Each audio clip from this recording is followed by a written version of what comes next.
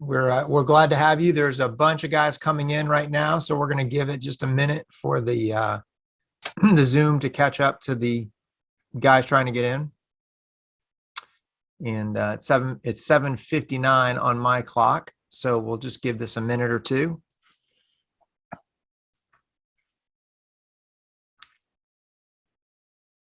I've heard that we have guys joining us all the way from the other side of the world. So maybe, or if you're on the other side of the world, we're on the other side of the world from you, but all the way guys are all the way from Southeast Asia and from Europe and from North America. I can already see our international director, Robert Lim, is on from Kuala Lumpur. In fact, I'm going to have you, if you're on, go ahead, and I would love it if you would just write your city and state or your city and country that you're in. That would be awesome for us to be able to see. You can just throw it up in the chat. If you have not opened your chat window yet, click on that icon in the bottom middle, and we can see the things rolling in. Wow, here they come.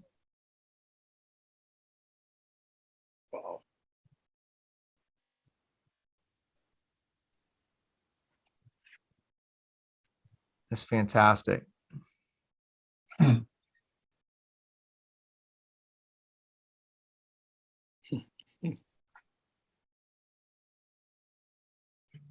As a few more guys are trickling in, let me give you some logistics, guys. First of all, I'm Brett Clemmer. I'm the president of Man in the Mirror, and we're so grateful that you guys are joining us tonight or this morning in Malaysia and everywhere in between.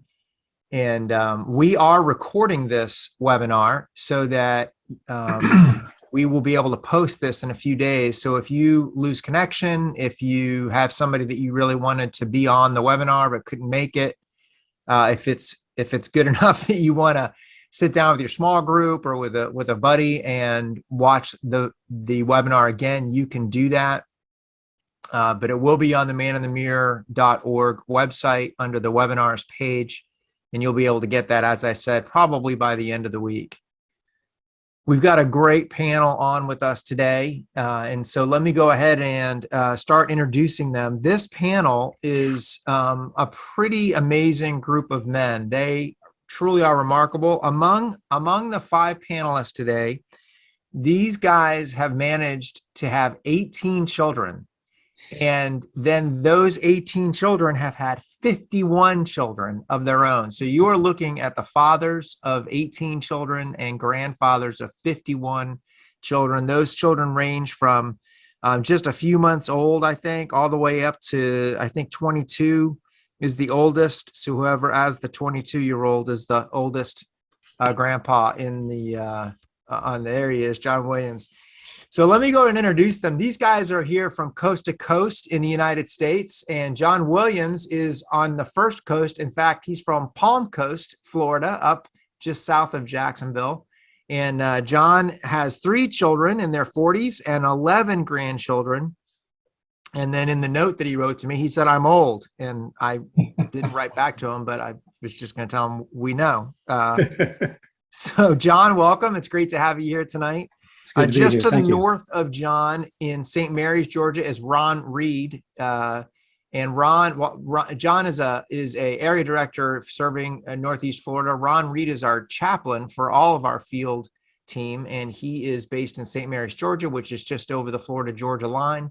And Ron is, I believe, the champion with 17 grandkids and 5 kids. And his grandkids are aged 3 to 20. And then if we go out west to Texas, we've got Stan Ribley from Mesquite, who has 5 kids, 15 grandkids. And Ron Greer is in McKinney, Texas. Ron has 3 kids and 4 grandchildren. And then we go out west and we hit Jim Bocher, and Jim, it lives in Idaho, in Kuna, Idaho, and his 2 sons have 4 kids between them, ages 2 to 11. So we have got I should have added up the ages of the grandchildren. You guys have like centuries of granddad experience, and probably centuries of fatherhood experience too. But you've got decades of experience in fathering adult children and the unique challenges that it takes to parent and to disciple an adult once they are out of your house. And so that's really what we want to spend a fair amount of time talking about tonight. How do you disciple adult children? As I said, I'm Brett Clemmer. I have two adult children. They're both in their 20s. And one of them's married, and I'm the proud. I have two granddogs, but that's it so far. I'm sorry, three granddogs. Oh, I forgot one. That one will be scarred now. So we are going to be talking a lot about fathering adult children. And let me give you a couple more logistics. So we've had the chat on for a while, and are collecting locations from everybody. In a minute or so, we're gonna turn the chat off, but we're gonna turn our Q&A on. So once we get going here, if we as we're talking, we're gonna talk for about an hour with these panelists. And then we're going to give you an opportunity to ask questions, but you can ask questions at any point throughout the webinar just by clicking on that Q&A icon and typing in your question. And we've got some moderators behind the scenes who are going to go through those questions, and they'll throw those questions to me periodically throughout the evening, throughout the webinar. Also, at various times, we're going to stop and do a poll, and so I figured, why don't we go ahead and do our first poll so everybody can see how the polls work. So Pat Leopold is our organizer tonight. Pat's just thrown up this first poll, which is more fun, being a grandparent or being a parent? And there is one soul, two, three. I don't know if you all can see what I can see, but we can see all these votes coming in. Not surprising. It's vastly swayed towards being a grandparent. And then when all the votes come in, which I'm gonna give you just another 5 or 10 seconds here, then I'm gonna end the poll. And then when the poll's ended, you should be able to see the results. So I'm going to hit it right now. All right. And so can y'all see? Hopefully y'all can see the results, and maybe somebody in the chat can throw up a yes, and then we'll know that you guys can see the results. I know the panelists can see the results. Yes. Thank you, Dan. Dan and Dan. Okay. We got it, guys. We got the yes. All right. So that's how a poll works. Really, really simple. So guys, let me jump in here. With our first question. So we're talking about discipling your adult children and your grandchildren. So in the context of your relationship with your adult sons and daughters, how would you define discipleship with your adult sons and daughters?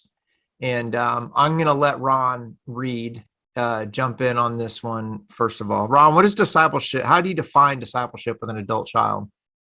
It actually is helping them, get beyond our relationship as dad and son to a mentoring relationship, which is, should have been all along. But it's helping them to develop and actually implement that biblical worldview. So it becomes a lot of phone calls, a lot of texts, a lot of chats over the difficult things that they might be facing with raising their own kids and mentoring them in that. So the discipleship does come down to an awful lot of teaching parenting skills, but it is also, goes way beyond that to anything and everything they're facing. Yeah, that's great. So it sounds like, Ron, one of the main topics that you're discipling your adult kids through is through being a parent themselves. Anybody else? What are you discipling your kids through, Stan?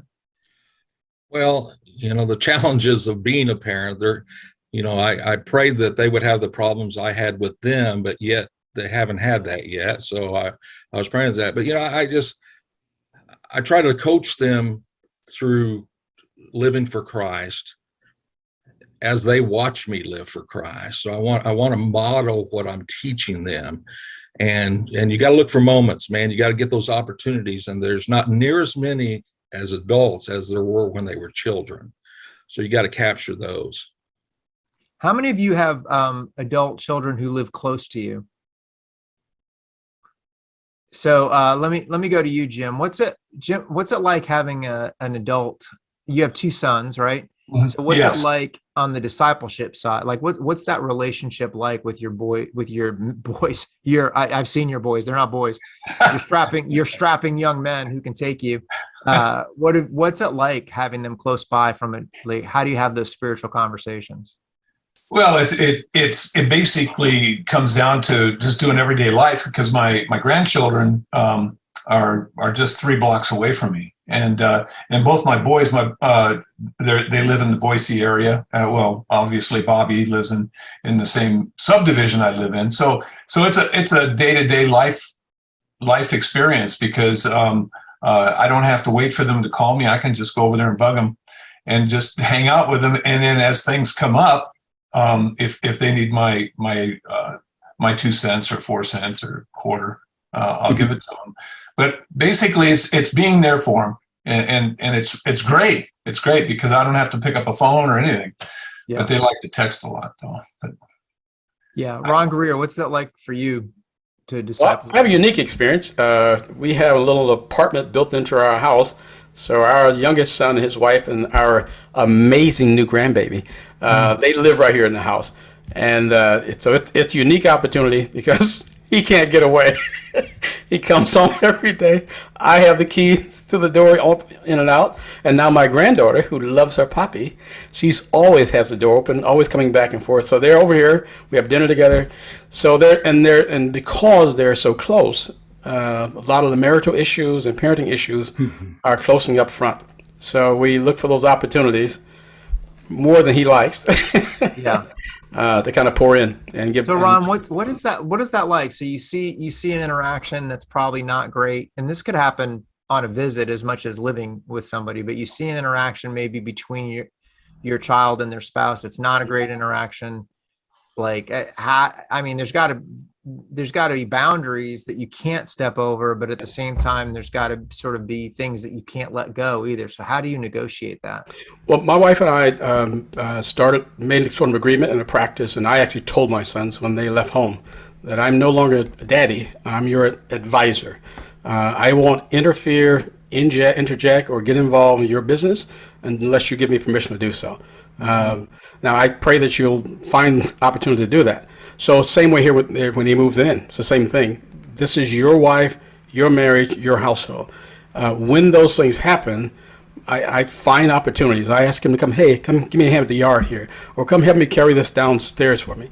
And then when he's by himself with me, then I simply ask questions. I don't assume a certain position. I simply, I noticed this, and this. So tell me, what did you hope to accomplish? And then I'll say, okay, would you like to have my input, given my experience with women and your mom? And most cases, he'll say, reluctant to say yes. I say, okay.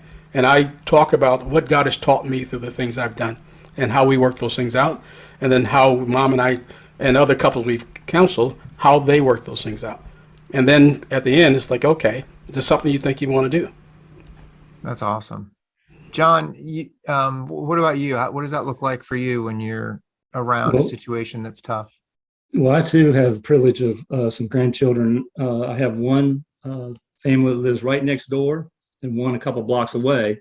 So there's lots of opportunity, but really for me, it's something that really gave me some great insight. I read somewhere that rather than prioritize your schedule your priorities. And I was looking at my calendar and things to do, and I was prioritizing it, but my grandchildren or family wasn't on there. So I had to be intentional. You have to be intentional about it in addition to, those opportunities that come along, but you also have to plan it and invest time in doing that. So I want you to say that again. Rather than prioritize your schedule your priorities. So my children are my priority. So I've got to schedule them in. Just just like as an area director man in Mirror, I had planned these meetings and I planned activities for them. I started planning events and activities and things for my children and grandchildren, and it really worked out really well. That's awesome. Stan, what would you say to a man who's watching who maybe has some regret about his fathering when his kids were younger, and now they have now he wants to engage with his adult kids spiritually? First thing I'd say is start.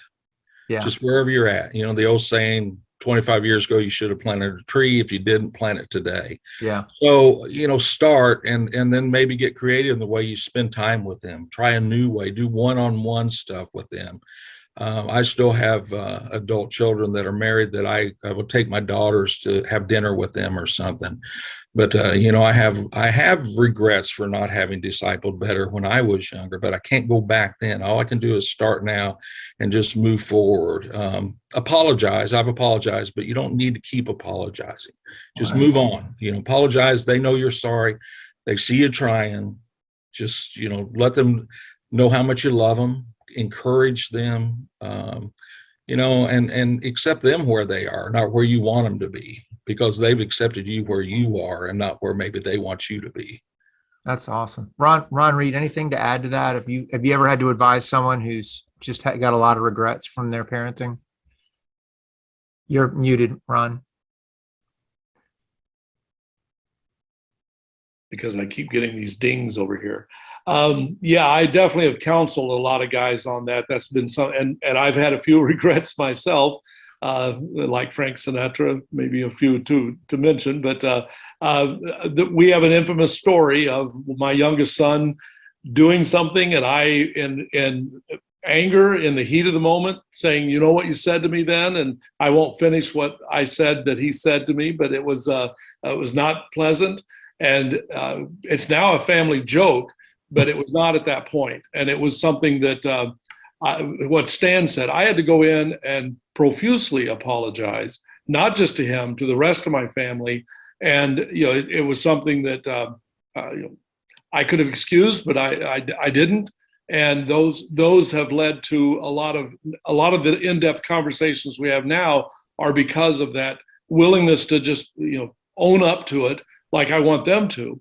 And that's what I do counsel other guys is, start with the apology. Like Stan said, start with the apology and then say, and I want to start making things. I want to do what I should have done 25 years ago. I want to build that relationship. They may not want to. It may, the cat's in the cradle. It may take a lot of the apology, or not necessarily the apologies, but the coming back to and saying, I really want to build a relationship. Just building the relationship, doing things they want to do and being where they want to be. What do you think? What do you think Ron Reed holds guys back from engaging with their adult children spiritually? Well, obviously it's fear of the, how are they going to respond? What are they going to say? I'm going to fail at it. They're not going to want me. And so usually it's just that I want to keep control of my significance, what little there may be. And so we want, out of that desire to keep control, we fear if I release this, if I say I'm sorry, I'm going to be looking weak as opposed to strong, which is the exact opposite of what it really is. Yeah, Jim Bocher, what would you add anything to that? What are some of the things that you see holding guys back? Well, just like what Ron was just saying, immediately you start thinking about your deficits, and that's not good. I mean, if it comes up, like, well, you never did that or whatever, you have to be honest with them. Just have an honest conversation and realize that, they're men and women that are adults now, and just meet it head on and be real about it. But by the same token, once they see that, then they start engaging with you more openly. They realize that you're really there to be an advisor. You're not there to preach at them. You're there to live with them and to give them the benefit of your mistakes and your experience. Yeah. Excellent. Thank you, Jim. Well, hey, let's go ahead and do another poll. We've got our second poll is about engaging in intentional spiritual conversations? How regularly do you have intentional spiritual conversations? And it says children or grandchildren. I'm just going to ask you to do children. How often do you have intentional, or how regularly do you have intentional spiritual conversations with your children? And we'll see how this comes up. Very interesting. All right, we're halfway there, guys. Keep punching in those answers.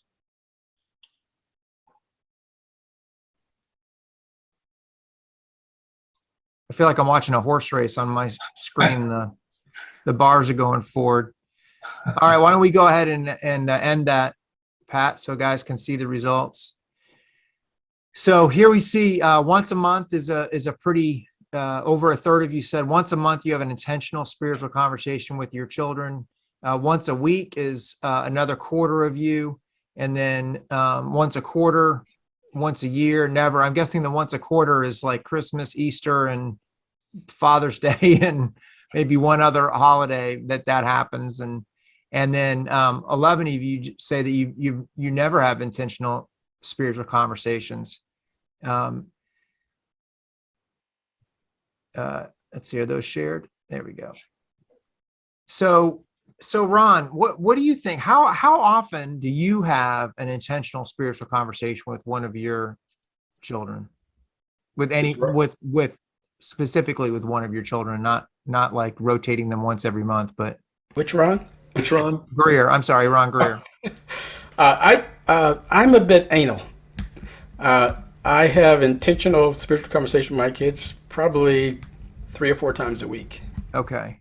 So let me ask you a question, and I didn't prep you for this, so forgive me if this is too personal, but are your kids resistant to your spiritual conversation? Sometimes, yes. Sometimes when they figure out that it is, they're resistant. But that's a lot to have to do with it's my fault. I intentionally and purposely raised them to be very independent and not go along with everybody and think for yourself. And now I kind of now you're paying the price. Paying the price for that. You forgot to say except for dad. Right, except for dad. Yeah. But I have to give them freedom. I mean, even in that, there are times when it's like, well, it's like I don't want you to be the boss of me. So, and I sense that coming through. Mm-hmm. But it's always intentional, but it's never just forced up front. It's little sly things here and there. Yeah. Do any of you have resistance from your kids when you try to have spiritual conversations? Jim. So Jim, tell if you don't mind, like share what that's like and how you deal with that. Well, first of all, it's on me to understand that both my sons are in process, and I know their personalities, and if I push too hard, then they become really resistant because they're still at the point of I'm dad, they're men, and I need to. And so what I've done is I approach them like I would any other man, but specifically because they're my children, it's a different dynamic. But I don't push too hard. I open up the door. I ask questions. What do you think about this? Well, I saw this, or you seem to be bothered by something.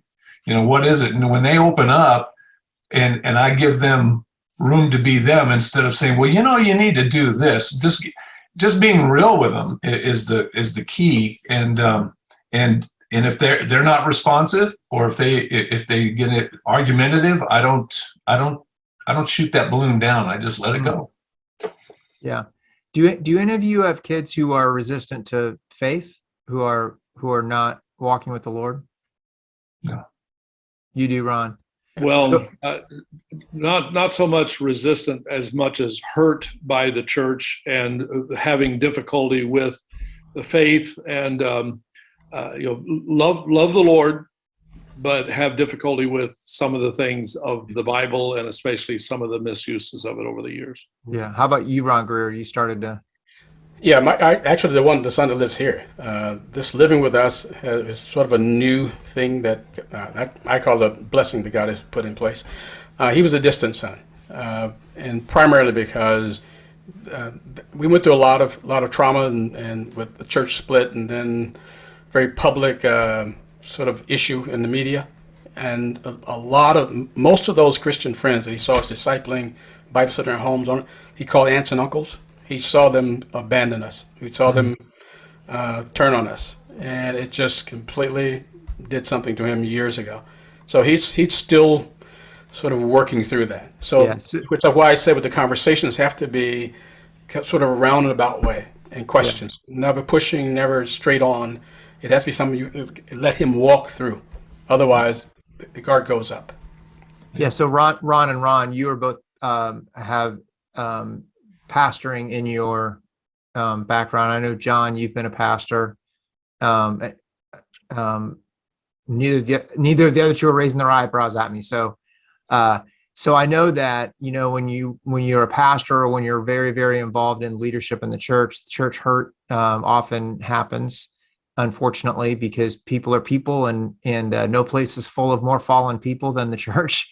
And I'll just tell you from my experience, I've got a daughter that's really keeping her faith at arm's length, or if her arms were longer, it'd be farther away from her. She's keeping it, just the barest tips of her, the ends of her fingertips are just brushing against her faith, and so, but I've been able to maintain a very close relationship with her. But I just had an experience lately. Every once in a while, I'll say to her, "Hey, I would love to sit down with you and just find out where you're at spiritually, what you're thinking, what you believe." And so this last time I said to her about a month ago, I said, "Hey, could we sit down and talk about, I'd just like to know where you're at." And she said, "Yeah, but I've noticed that she's been maneuvering so that it's not going to happen." And so just last night, my wife said to me, "Hey, I need to tell you something." I was talking to our daughter, and she said that you want to have a conversation with her about where she's at spiritually. And, whenever your daughter tells your wife something about your conversation, you did something wrong. And I said, "Okay." And she said, "Well, I need to tell you what she said to me."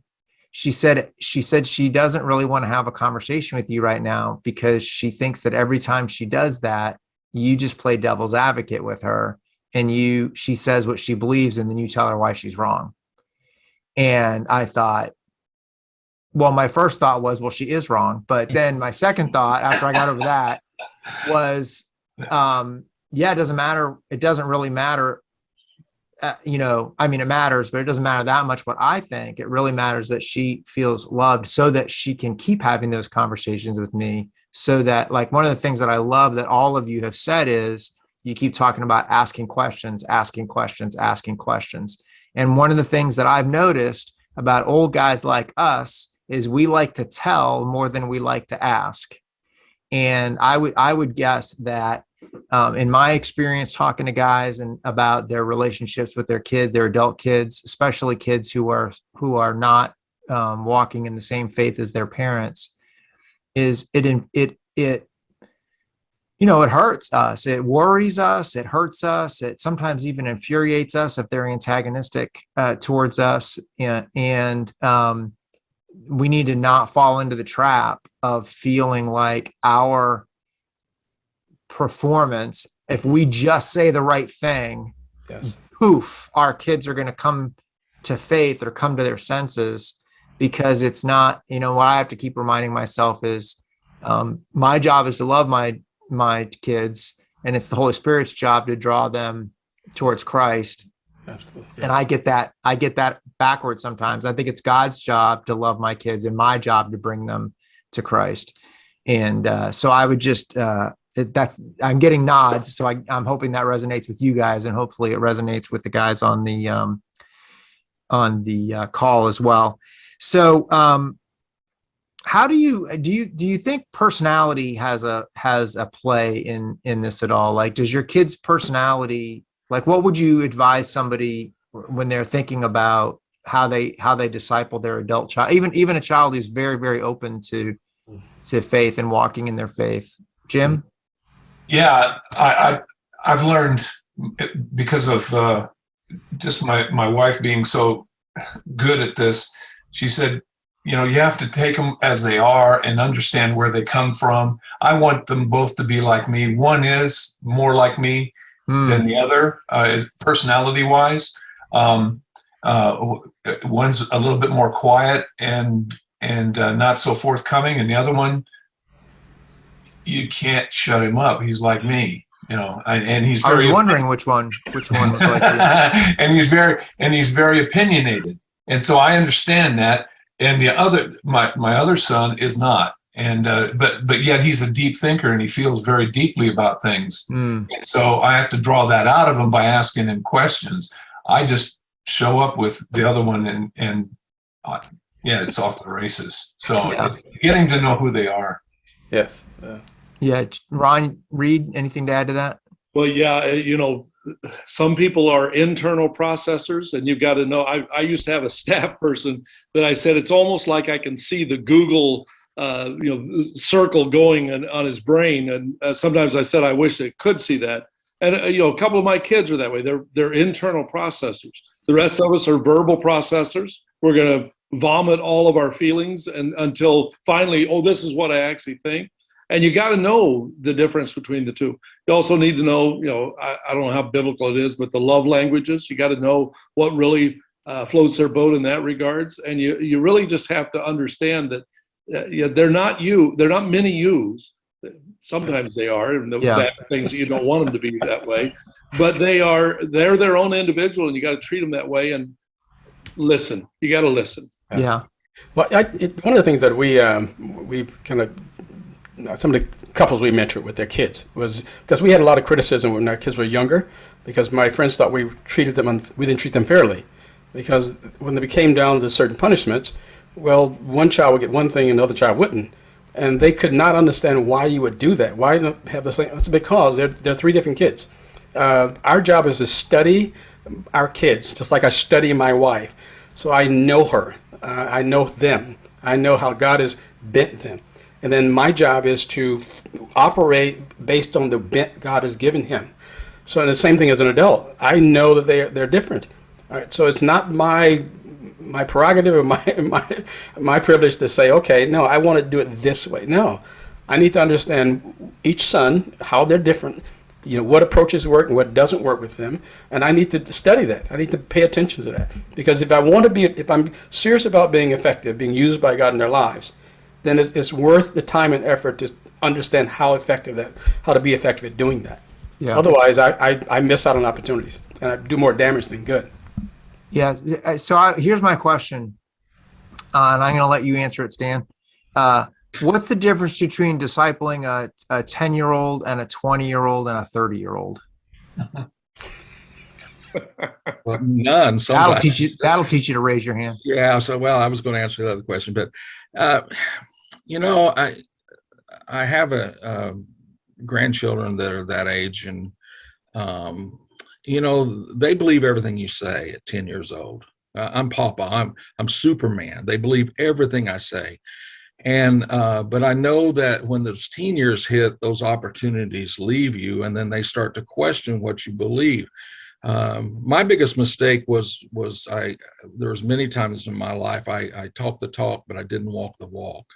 And when they start getting in that 20-year-old age, they started questioning that, and I had to watch myself.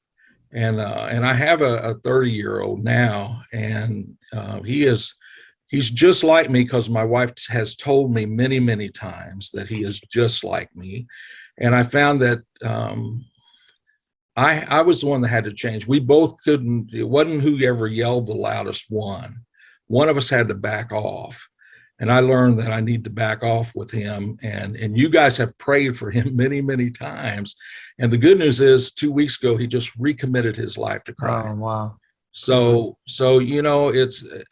I learned that, man, just loving them overcomes so much. It's just, you gotta, my son told me something, that I need to take the cotton out of my ears and stick it in my mouth, so that I listen more than talk. And I'm learning that as I get older. Yeah. And so that's what I found with as they get older, they come back, they start listening more. And so there's that middle between that 10 years and 30 years that, you got to be very careful and intentional on your conversations. That's great. John Williams, what do you see, how are your grandkids, what's the culture like that your grandkids are growing up in different than the culture that your kids grew up in? Well, totally different. Yeah.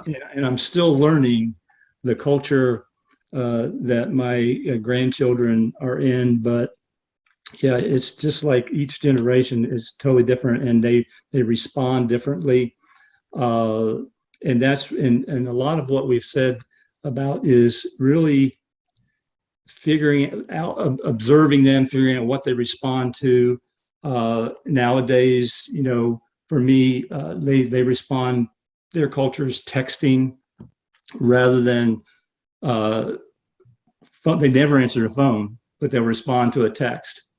And so it's a totally different, and I'm still learning and trying to understand that, but it's really a matter of, for me, as far as culture goes, determining what they respond to and how to communicate effectively, and learning that. And kind of like, and it kind of leads kind of to the next question, if you don't mind, but that's an obstacle that you have to overcome. And it's a matter of intentionality. Again, like I said, scheduling the priorities, but getting to know them. And I found for my grandchildren, for example, I had them together as a group. I did a survey. And I thought, okay, what is it that you like? And I learned a lot from that, and I was really impressed. But and then another obstacle is, multiple entry points, just like with churches. And you've got to figure out, okay, what works with one doesn't necessarily work with another.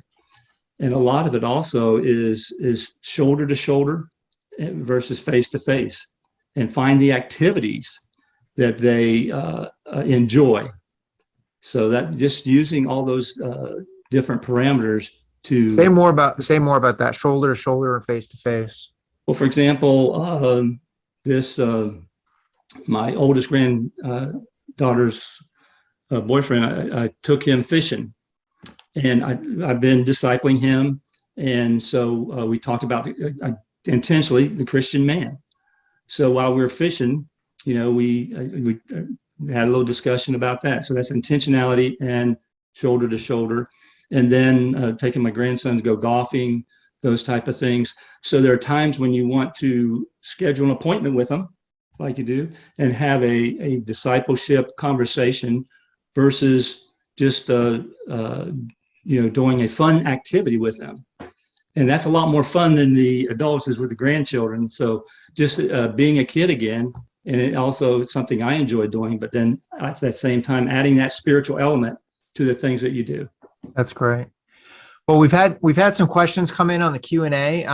So I'm going to remind you can click on that Q&A icon at the bottom and ask some. Let me ask you guys a couple of questions that have come in already. One is, Jim, you spoke about seizing opportunities that surface. How much initiative do you take when it comes to seizing opportunities? Well,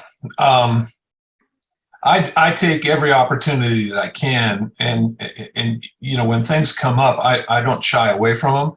I think that sometimes it's good to do that, but I'll take every opportunity if something comes up. If there's difficulty, if I see something. Earlier we were talking about not interjecting ourselves into a personal dispute, like with my son and his wife.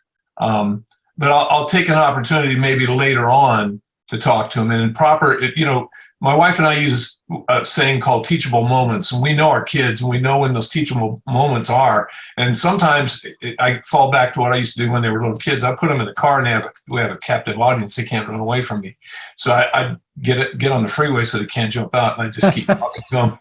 But does that answer your question? Yeah. So tell me, so how do you know when you have a teachable moment and when you don't have a teachable moment, though? How do you discern? It's the response from, like, my one son. He'll just say, nope, it's not, no, don't talk about it, and I don't push it unless it's something really critical.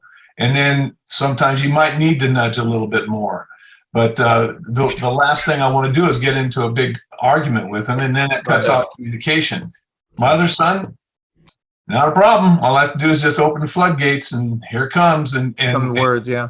Yeah, but yet, even if it's a dispute and they don't agree, we talk it out. And I've just learned to respect them. And that was a word that I kept thinking of as we were talking earlier, is I need to respect my sons as men and as fathers, and and treat them the way I would treat any other man, and expect to get a good response. Yeah. And same thing with my daughter-in-law. Same thing. Yeah. So let me get some of these specific questions that are being asked, and then we'll hit a poll here in a second. So I have a 35-year-old son, and I pray that I would be able to have any God conversations, but he is closed to the idea of God, and it breaks my heart. How do I deal with his resistance?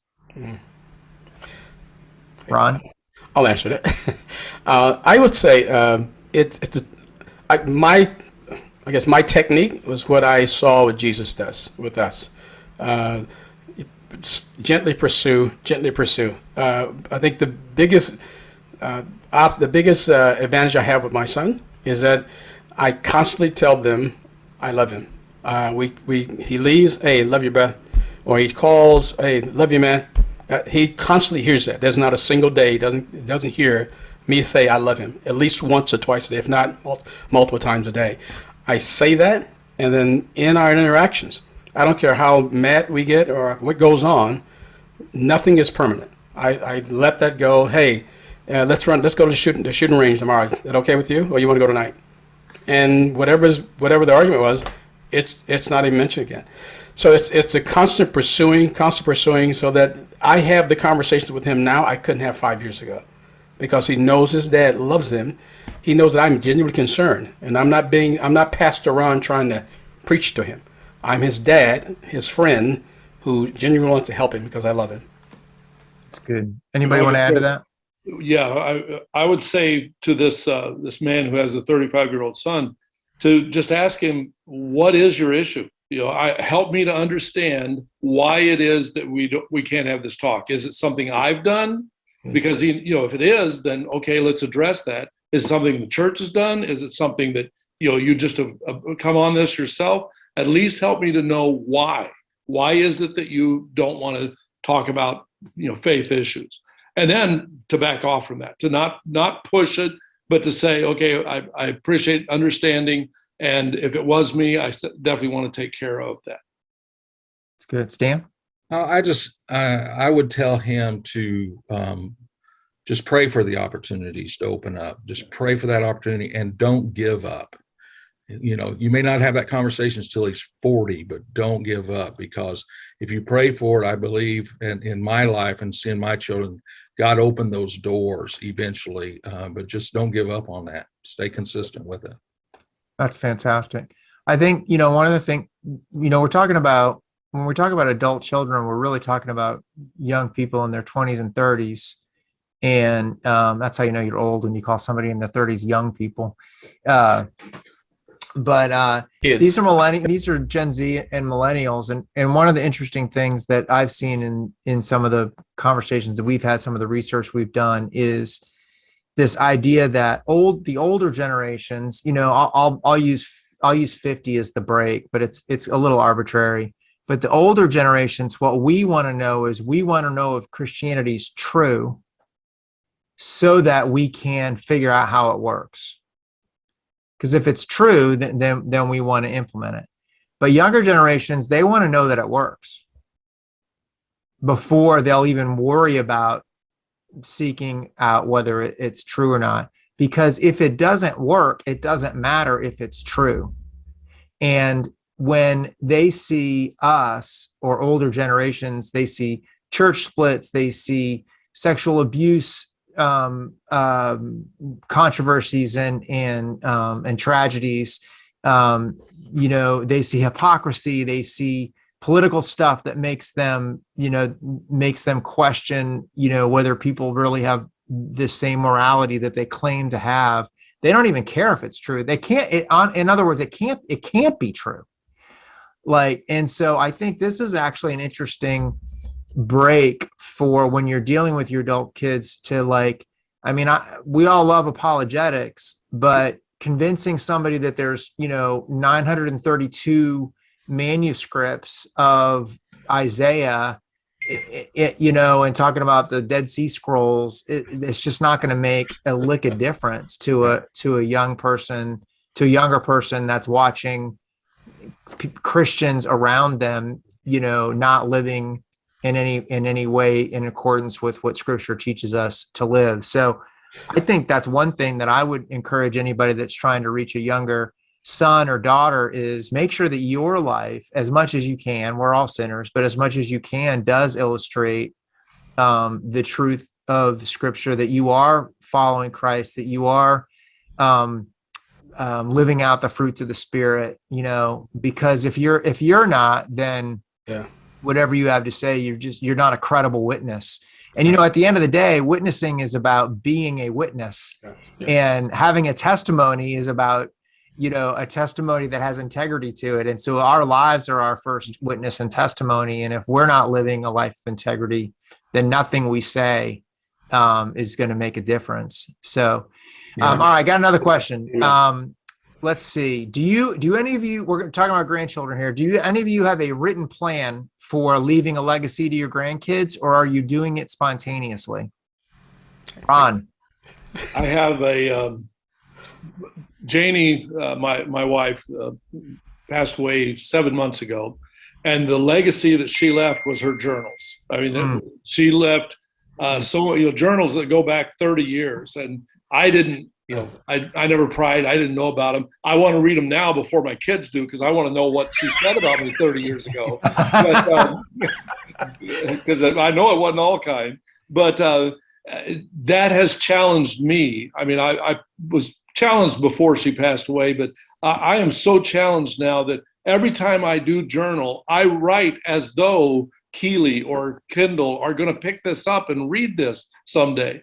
Plus, we donated some organs, and the organization that we did that sent me a journal that it asks these questions every day of, if you could have that last conversation over again, what would you want to say? What did you say? So I have this intentional plan of the Scriptures. I write to my grandkids every day of, these are the Psalms that I read today. Would you read them and give me your thoughts? But I have an intentional plan about my journaling with them in mind that I want them to now have. As a matter of fact, I just read this verse today. Do not forsake me, O God, till I declare your power to the next generation, your might to all who are to come. And that's my plan right there. That's great. Jim? I was just going to say real quickly, I do both. I've never been a journaler consistently, but I've written down certain things at certain points in my life. But I'm presently going through the Bible, and in a way that's unique. I mean, to me, it's just using something that was given to me, and I write down, my interactions with the Lord, in the Bible, and I know that they'll read that someday. And I'm going to try to duplicate that for both my boys and my grandchildren. But now I'm doing both. I'm doing both. It's good. Stan, did you? Yeah, I was telling on our regional call one day that I've been really convicted where Jesus said, "If you love me, you'll keep my commandments."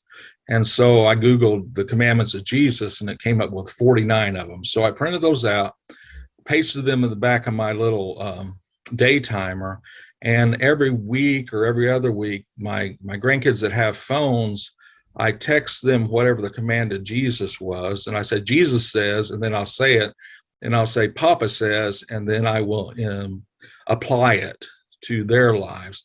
And I have two older grandkids that are 23 and 22, and they have so much appreciated that. They love getting those, and we talk about those then. But I don't know what I'm going to do when I run out of the 49, but I'll find something to replace that with. But it's been very, very inspiring to me that they want to hear that stuff. Yeah. So, Yeah. So the question is, a written plan for leaving a legacy. I think there are some resources out there that, are like a journal that you go through and answer certain questions. But I think this idea of what I hear from you guys is sort of along the way, being intentional along the way. And I'll tell you, even my daughter, I asked her a long time ago, can I text you a Bible verse and a prayer every day? And she said to me, absolutely. And so, I do think technology is our friend in these instances, because we can get right into our grandkids' pockets. And we don't have to, go through any barriers. So I think the intentional, plan, it may not be a written plan, but the intentional plan is one that involves a lot of writing, texting, journaling. Those are all great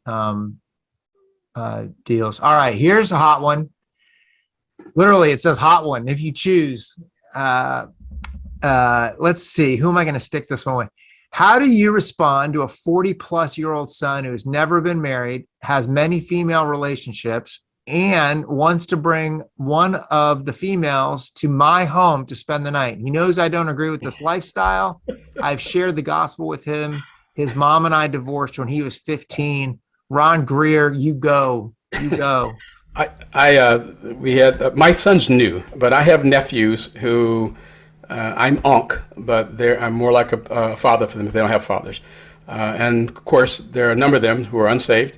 They've heard the gospel a number of times, but when it comes to family functions and visiting, they know unc has a rule. It's my house, my rules, and God rules the house. So I love you. I love your friends, whoever you bring, but you cannot sleep together. You cannot do anything in my house that doesn't comply with God's command on our family.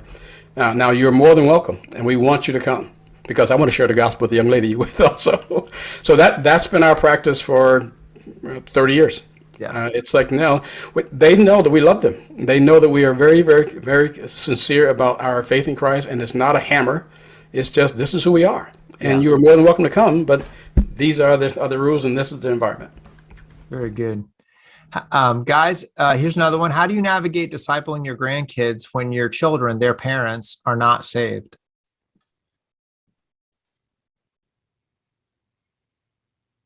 John? Just do it as if they were. I was going to say the same thing. They're. I mean, it's your. I'd say as my responsibility. If they're not going to do it, then it's my responsibility to do it. Yeah. So obviously there's going to be some logistical issues here too, though. So like if they're close, that's going to be easier than if they're far. Yeah. If their parents are antagonistic towards faith, that's going to make it harder than if their parents are neutral towards faith. So if you had a child who was antagonistic about Christianity, how would you approach your grandchildren? I would say to them, to the grandchildren, that I'm a person of faith, that I believe in this. And the way that I've started with each one of my grandchildren, that I pray. So what could I be praying for you about? And just, don't go into any of the arguments about, prayer working or what, just how can I pray for you? What would you like me to pray about?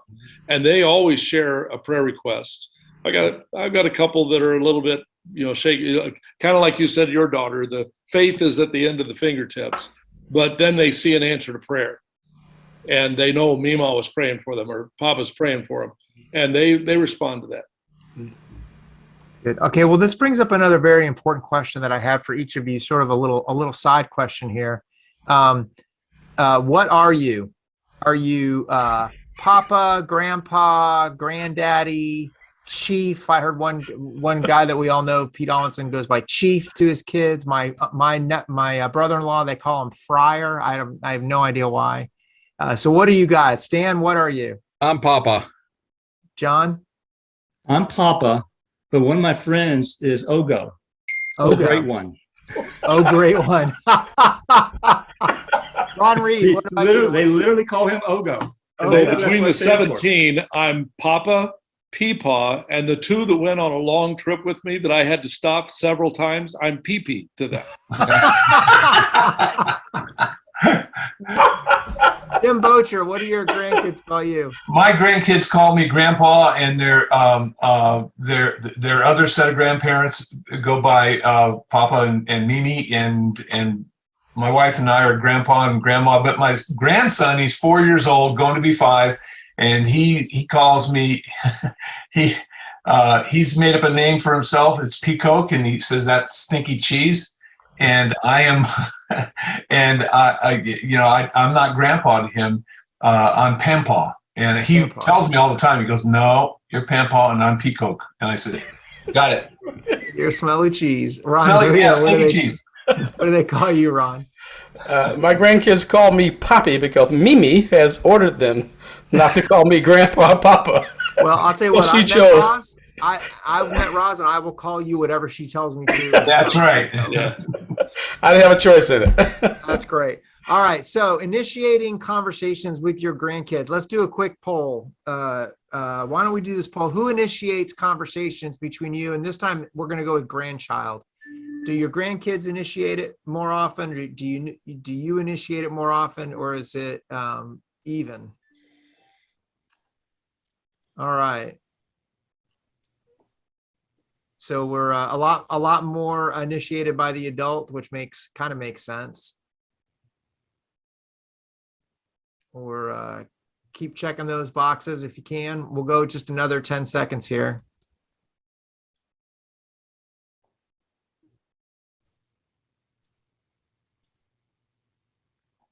All right, let's end it and share the results.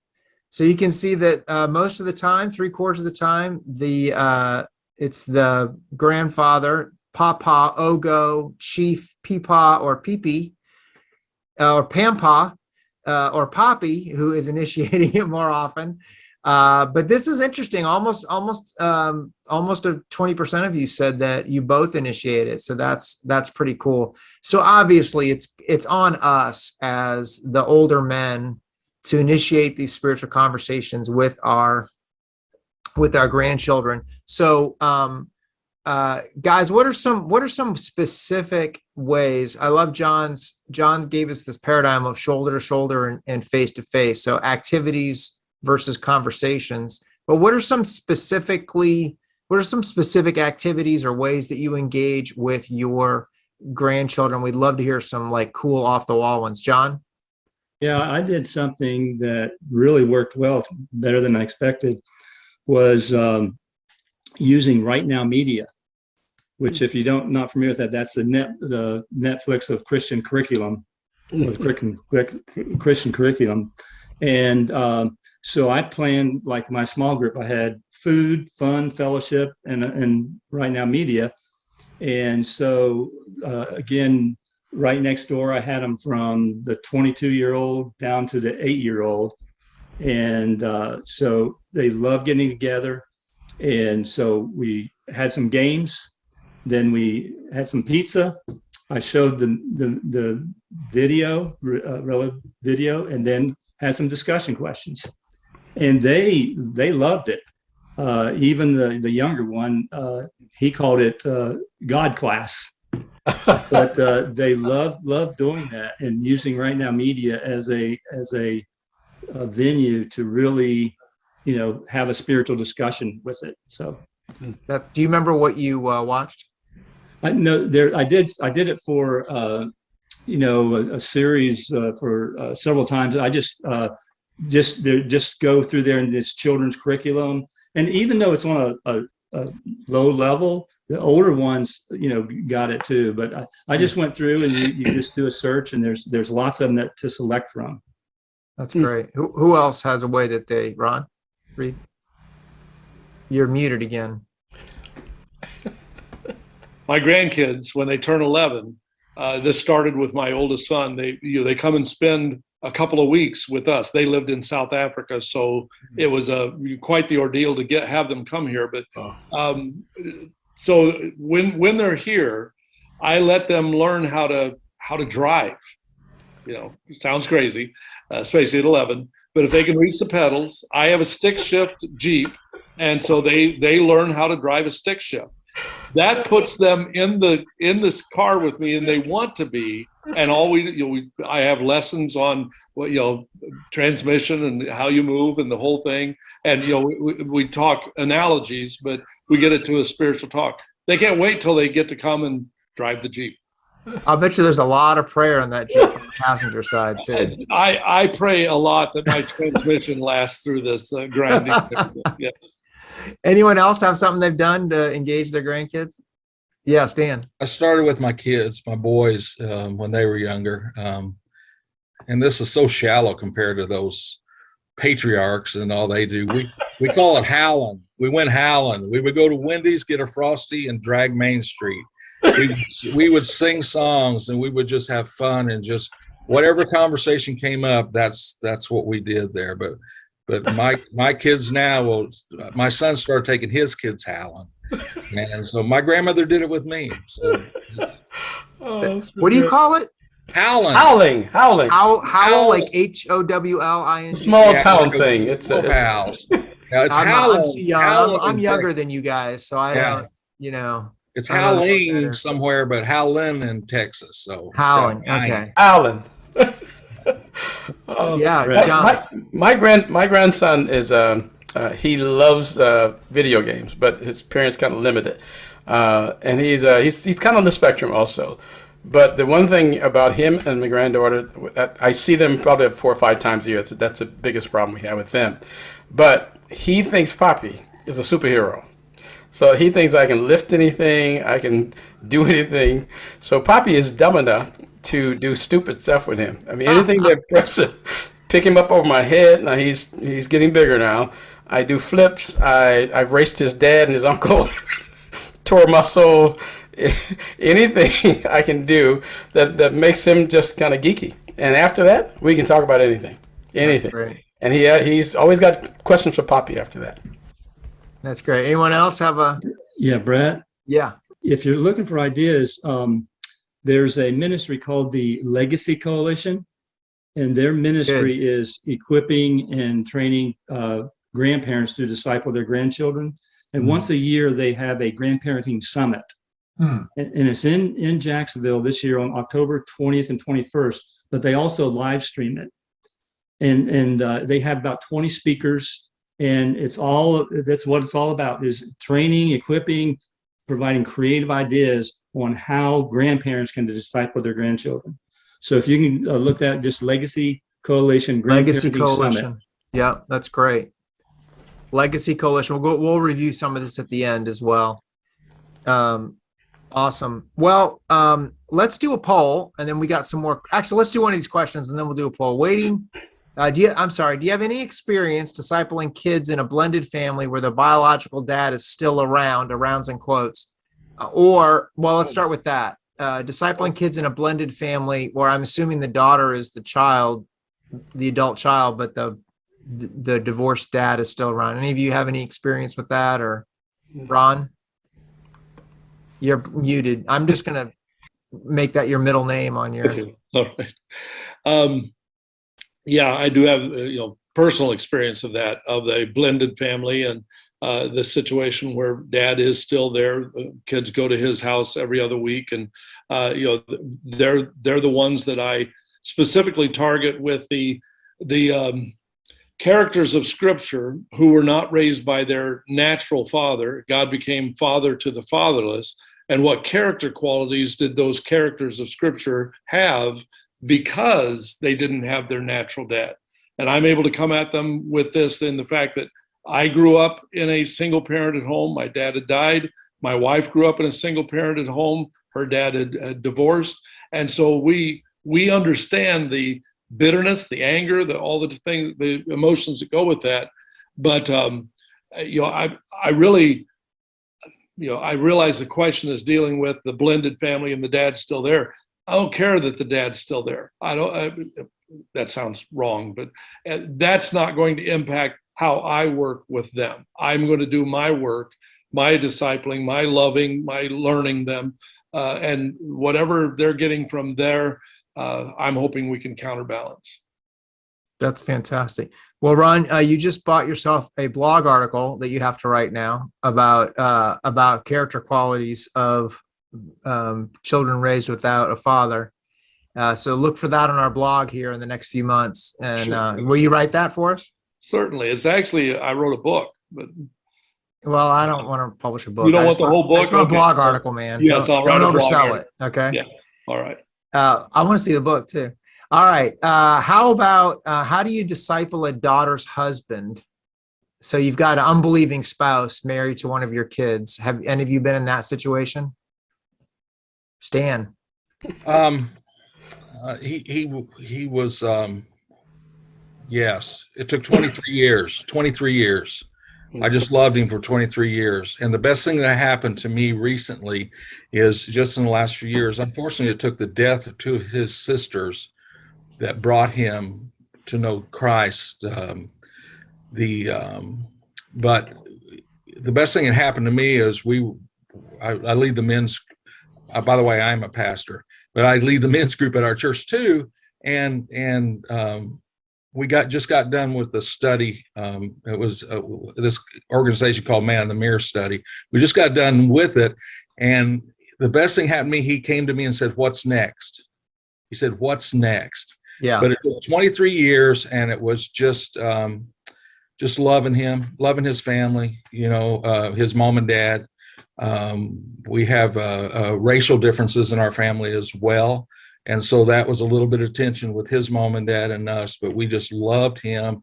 And and 23 years later, we saw God work in that situation. What an incredible example of faithfulness, Stan. 23 years of faithfulness. God is good. And Ron Greer is trying to bring an object lesson into the webinar with his youngest, his brand new apple of his eye granddaughter. And the other ones are right. The other ones are what, 9, 10, and 11 or something? They're 10, 11, and 12. So 10, 11, and 12. But this is the one thing this is her office. She thinks it's her office. Right. All right. Have any of you had a prodigal child? Any of you had? So, Stan, how did you engage the prodigal? Well, fortunately, there's this thing called 10,000 spiritual fathers, and we'll talk about that towards the end here. But I went through that journal with him, and you did? Yes, I did, and that changed. And he's the one that just committed his life back to Christ too. He's had some substance abuse issues, and wow. We went through that, and oddly enough, he was nervous about it. I was nervous about it, but when we got into it, man, it just kind of changed our relationship. It was just yeah. So since Dan brought it up, let me just say a little bit really quick. We do have a new journal that we've just come out with that is called the Life Assessment Journal, from a new product line that Man in the Mirror has. I don't mean to turn this into an ad because you can't even buy this yet, so I guess this isn't an ad. But it's called the Life Assessment Journal from a new line of products called Ritual. And the Ritual line is all journals to help an older guy, which we would call a spiritual father, engage with a younger guy who is not in the church or doesn't have a lot of spiritual interest, maybe on the fringe. So this isn't a Bible study. It's actually not a Bible study. By design, it is not a Bible study. It's a journal to help a guy think through and ask the serious questions about 5 areas of his life, which are his health, his identity, which we call origins, his relationships, his vocation, which includes his finances, and then his soul. And so each section of the journal can be done over 1 or 2 weeks. There's basically 6 sets of questions that you answer. So you can do it in a week, 1 per day, and then meet with the person that you're doing it with. And both people have to do it. It's not just like, here, you do this and then come tell me about it. You do it with them. And so it helps you really ask sort of the serious questions in your life. And we believe once a guy starts asking serious questions about the important parts of his life, he's going to start looking for answers, and he's going to recognize that through the prompting of the Holy Spirit, we believe he's going to recognize that the gospel is the place, the Bible is the place that he's going to find those answers. And so we hope that then it gives him the opportunity to ask deeper questions, and the guy that's doing the journal with him the opportunity to provide some answers to those questions from a spiritual Christian standpoint. So look for that. That's going to come out in the next couple of months here, where we're all through the prototypes. A lot of our area directors tested these for us. We had many stories like Stan's of a young man going through the journal and then asking all the questions, and then the older guy having an opportunity to lead him to or back to Christ. And so you'll see more resources like this in the days and months ahead for Man in the Mirror. Here's a question: waiting for the Holy Spirit can be frustrating.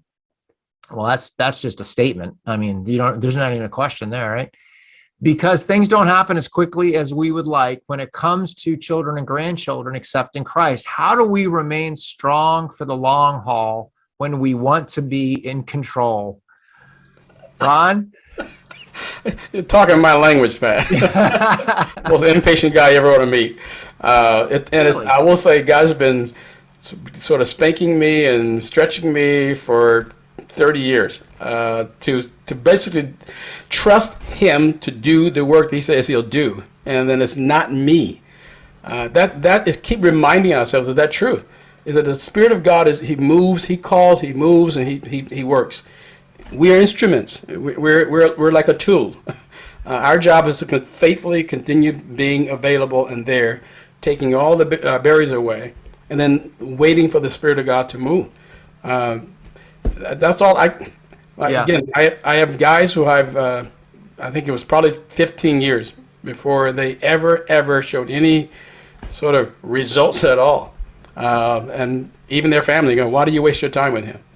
It's not my time; it's God's time. So keep remembering that. Yeah, that's great. Jim, what do you want to add? Yeah, I'm real good at getting in the way of God, and sometimes he runs me over, and that hurts. So I've learned to stop and just wait on him. And I often heard I heard a real quick analogy of a rosebud. You see a rosebud, and if you like roses, I love roses, but you can't take that rosebud and make it bloom. If you do, all you're going to have is a bunch of petals on the ground. And so if you wait on God, and I've had to do this with my kids and with friends and other family members, if you wait on God, he does it perfectly. Yeah. And we benefit from that. Instead of having a floor full of petals, we have a beautiful blossoming rose. And then we can stand back and give him all the credit rather than saying, well, look what I did, Yeah. I think, and Stan, you just told your story, 23 years of patience and love. And I would say to I don't have the names of who's asking the questions the way I'm getting them, but I would say the other thing is, you said, how do you remain strong? And I think the way you remain strong is you remember the stories of God's faithfulness. After the Jews made it to the promised land, from that point on, what do you read over and over again in the Old Testament and in the New Testament? Remember what God has done. Remember what God has done. And so I think we just have to remember. That's what gives us strength sometimes is recalling those stories of long faithfulness by somebody. And the other thing I'll say is, the Bible says one sows and another reaps. And, sowing is not nearly as fun as reaping. And sometimes you've just got to sow and sow and sow. And the parable of the sower, the 3/4 of the seed does not fall on ground that bears fruit. But a good sower keeps coming back and sowing every year after year. And so that yield eventually comes. And so that would be, I think, all of our encouragement to somebody in a situation like this is, stay the course, have friends around you that encourage you, don't expect a result, trust God's timing, and just keep remembering, stories of how God does come through. So I'm gonna turn a little bit to what's going on with our grandkids and the culture that they're living in these days.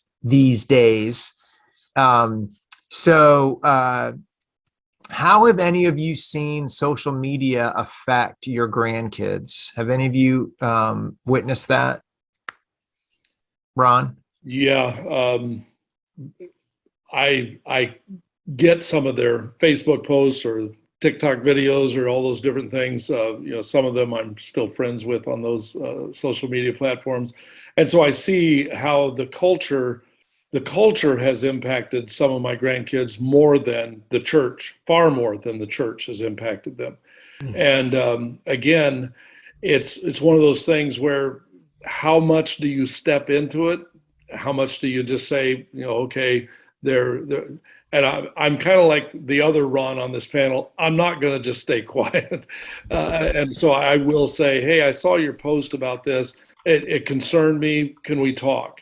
And to their credit, they do. They're willing to talk about it. And it is showing, the high school they're going to, the public school they're going to, where some of this behavior, some of these things are just accepted and practiced, and their attitude is kind of like, it goes back to what you said about, hey, if it works for somebody, doesn't matter if it's true or not true, doesn't matter if it's sin or not sin, it works for them, and they really have that laissez-faire, accept everybody, love everybody attitude. And how do you sometimes it's hard to argue, yeah, you love people, but hate the sin, Yeah. love the sinner. And it sounds trite, but it really becomes a challenge to them. Yeah, it's interesting. I'm going to recommend a book. If any of you are out there trying to understand the culture that your grandkids are growing up in, I would really encourage you to read a book called Strange New World by Carl Trueman. He wrote a book called The Rise and Triumph of the Modern Self, which is pretty much the the quintessential book on the cultural change that started with Rousseau and Marx and Freud and Nietzsche and Darwin, and how it's come up into today. But you have to be a college professor to really appreciate that book. So Strange New World is the layman version for the rest of us. So Strange New World, Carl Trueman. And one of the interesting things that he talks about is that in the current culture, how you feel has become your identity versus what you do, which is, and here's the problem. Here's the issue with that. When how you feel becomes your identity, then the sin becomes the sinner. Yeah. And so you can't hate the sin and love the sinner in the sinner's mind, because if you hate their sin, then you hate them. And, it's just an interesting world to be in right now, where the way that people feel, any of you have heard the phrase, my truth, I get to have my truth and you get to have your truth. That's really not about truth. It's about feeling. And so if I feel like, if I feel low self-esteem, if I feel like I'm oppressed, if I feel like whatever, I'm gonna, that actually becomes true simply because I feel like that, which to some of us older guys, it doesn't make any sense. Like if I feel like a tree, and no matter how much I feel like a tree, I'm not a tree. Like there's got to be some line somewhere, but that line's being pushed. So we're going to throw up a poll right now. We're going to ask, what topics would you like to be better equipped to discuss with your kids or your grandkids? What topics would you like to be better equipped to discuss? And so I'm going to let you guys vote in that poll. I don't know if you can answer multiple answers. I don't think so. So you got to pick one. Sorry.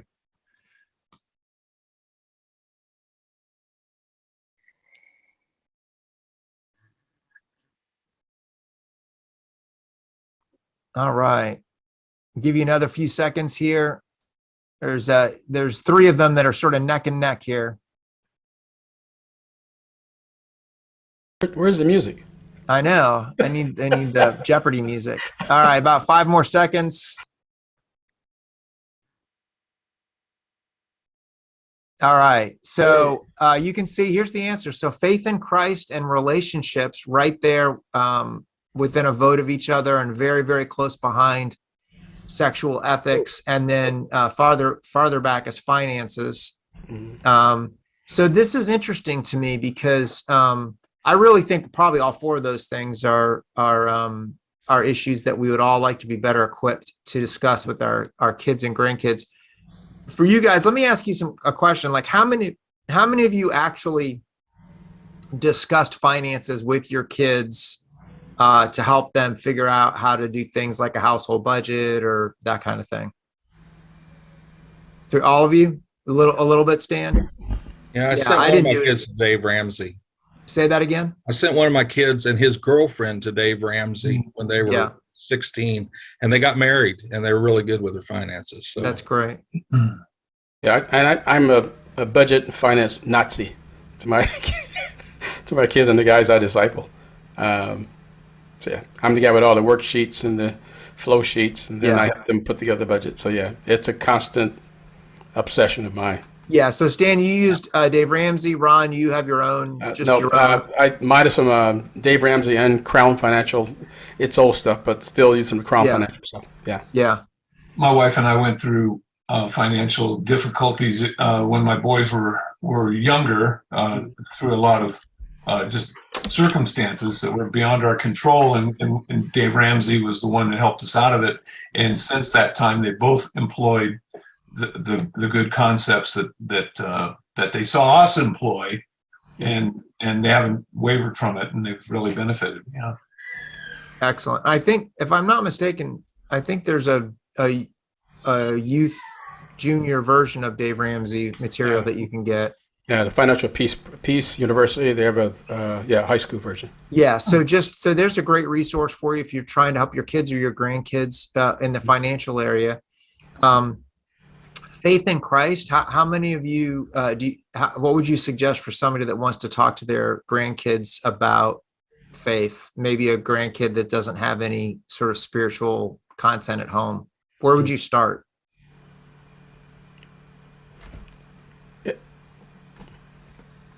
Can I? Oh. Yeah, go Ron. That was a question. Not But with my grandkids, again, because I see them again 3 or 4 times a year, and we do FaceTime and the whole Facebook camera thing on the TV. But with me, it's usually I'm prompting questions. I prompt questions from them, if that makes sense at all. Again, they think Poppy knows everything, and they think Poppy, the smartest guy in the world. So do they not know you that well, or No. the rest of us are a little bit mystified here, right? They're old enough yet. They haven't quite figured it out yet. I got them fooled. But there are things that they marvel at, that they part of my history and things I've done. They just freak out over. It's like being a firefighter, and it prompts a lot of questions. And I use those opportunities to say, okay, do you know Poppy was in prison? And they go, what? And well, how did you be a firefighter? And then we talk about how Christ changed my life. And then at that point, Poppy wasn't this guy before. Ask Mimi. and then say, okay, how would you like your life to be changed and be different also, without doing the things Poppy did? How would you like to be like Poppy? And we go on from there. We just last 2 months ago, we were there, and now they got their first personal Bibles with the scripture text, and now there's Poppy has a contest. Yeah, you have to memorize all the books of the Bible, and you get a certain amount of money for so many books. Awesome. That's the first step. Spiritual education by bribery. I like it. Hey. So Brett, I have a message that I've preached that are based on Joshua, what meaneth these stones? And I actually have the rocks, the stones that sit there. And, and I explained to my grandkids, I've baptized 13 of my 17 grandkids when Wow. they've made the decision for Christ. Been really blessed to be able to do that. But I start the conversation with these rocks, and I talk about the fact that I thought being a Christian just meant being a good guy and working hard. Because the first stone is my grandpa. He was a good man. He worked hard. He was a Christian. So I related the 3. And I tell them, through that conversation and, the other chapters of my life, prison was not one of them. Statute of limitations is my friend. But we talk about the different chapters of my life and that they're going to go through those, but they better make sure they have Christ with them. Good. All right. Guys, we got about 7 minutes left, and I got a few questions that have just been flying in. So I'm just going to ask one person to answer each one of these. Wow. I have two daughters with families who left the Northeast a few years ago, moved to Florida and North Carolina. We used to have daily interaction, but we now miss the 5 grandkids painfully, age 9 to 15, and we only speak or video chat about once a week. All are professing believers. One daughter and her husband have been embracing a worldly lifestyle with work friends. How can we keep from losing our oldest granddaughter when faith appears to be irrelevant in recent years in their home? Who wants to grab that? This feels like a John Williams question to me. The only thing I can think of is, again, just maintain that relationship, maintain that constant communication, stay connected in whatever way you can. Look for, again, using different methods of communicating, but just it's very important to stay in communication, stay connected, and be intentional about making those opportunities happen. Yeah.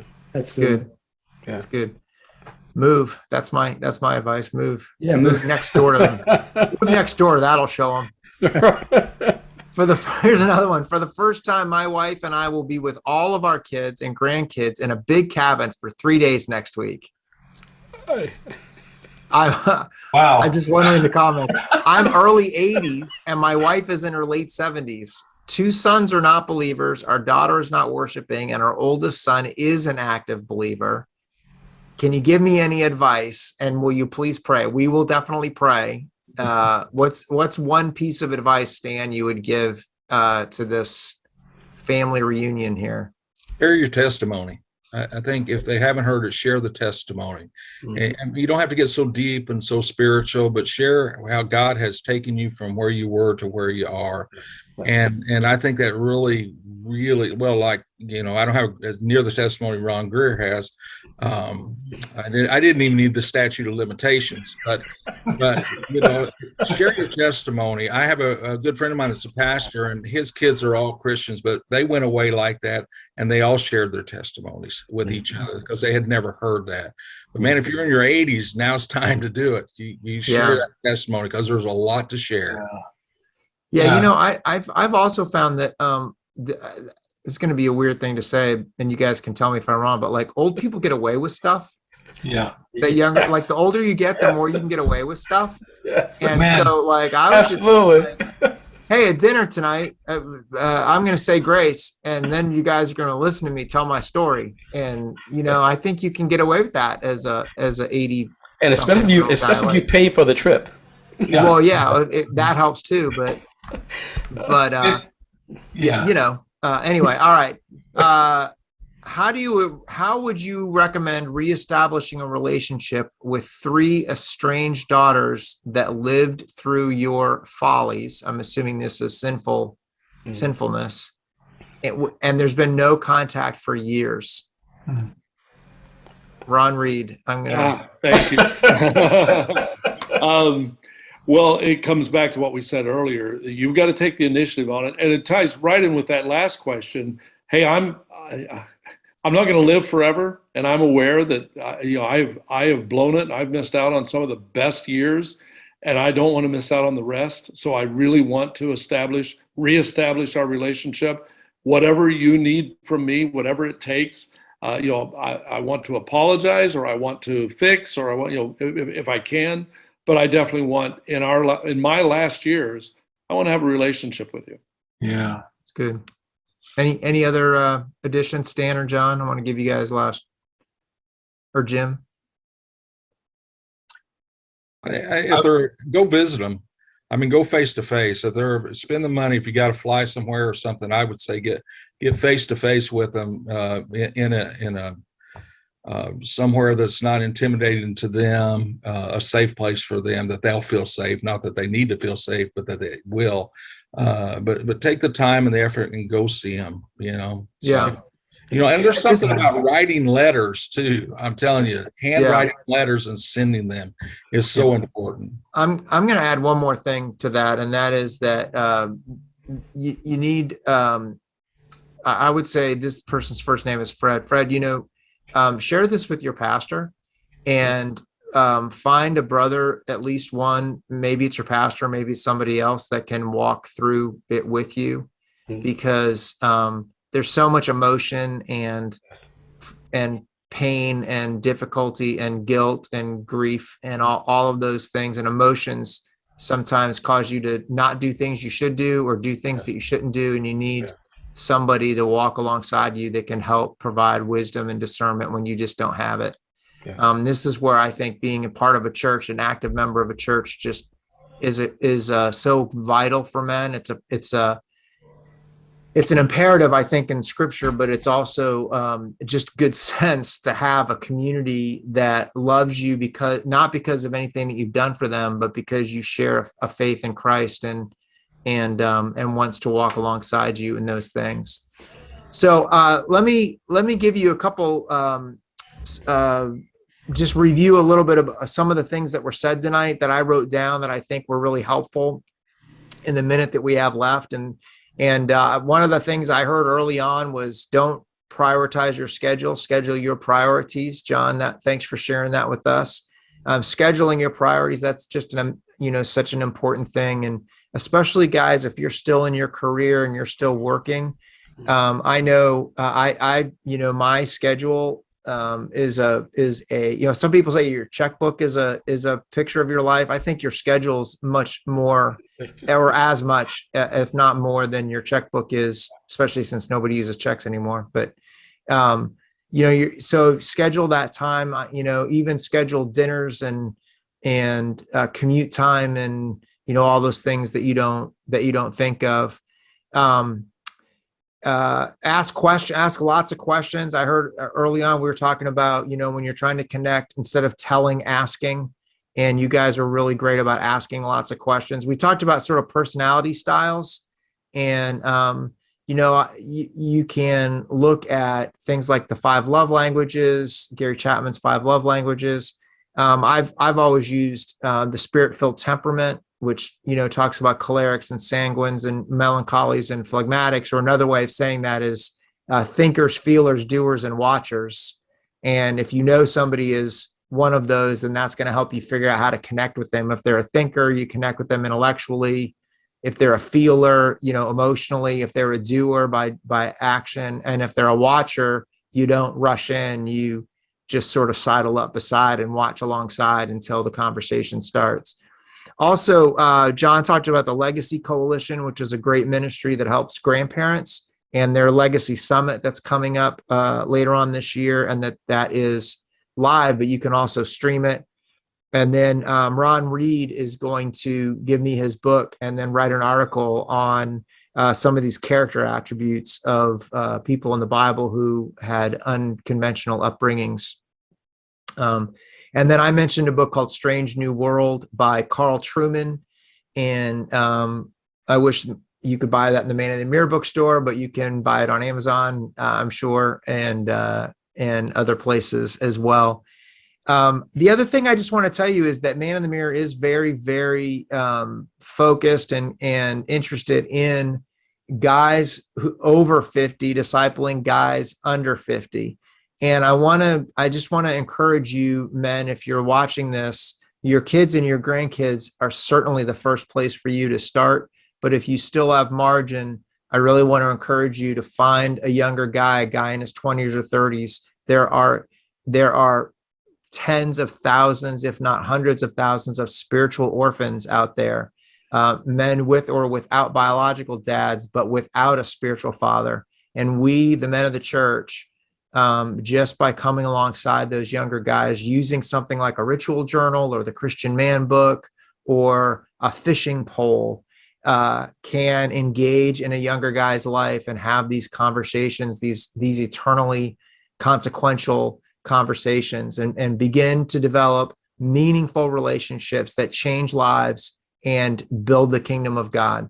And so I'll leave you with that word tonight. I want to thank Stan and John and Jim and Ron. And Ron, these guys are area directors around the United States. They are helping leaders and churches to provide discipleship pathways for every man in their church. They counsel and consult with pastors and leaders every day. So if you are a pastor or a leader or just a man who wants to disciple other men, we want to help you do that.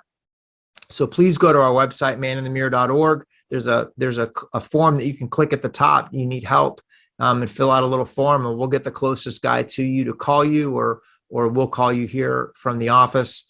And we'd love to do that with you. So guys, thank you so much again for joining us. Thank you for your expertise. Pat, Dale, and Rob in the background, handling all the logistics and the question. Thank you. For the other, we were up at around 220, I think, at our highest. So for all of those guys and that were on and are on, we appreciate you. Thank you for being with us.